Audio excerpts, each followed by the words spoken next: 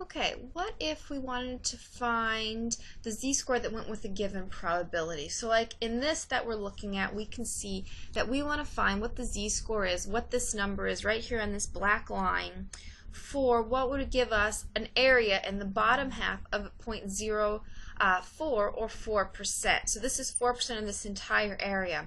And we want to find out what this z-score, what this cutoff value is.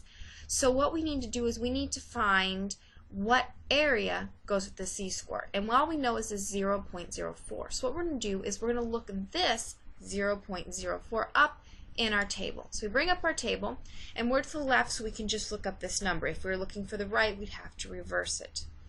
And I'm going to look in the body, so in here, not on the sides where I've been looking for z-score, but in the body for 0.04. So I want to find the closest number. And if you look here, you can see I have 0.0401. This is the closest I have, because if you look on either side, you can see those are farther away from 0.04. So we trace it back, we look, and we can see negative 0.75. So our z-score here, this value here, is negative 1.75. And that's all there is to this if we're looking in the chart. We can also use Excel for this. So if we open up Excel, we can go to More Functions, Statistical. We go down to Normal S Inverse. Remember, we use the distribution to find the z-score. We're going to use the inverse to find that. And we bring up this option, and we put in 0.04, click OK, and there's our z-score. And that's all there is to this.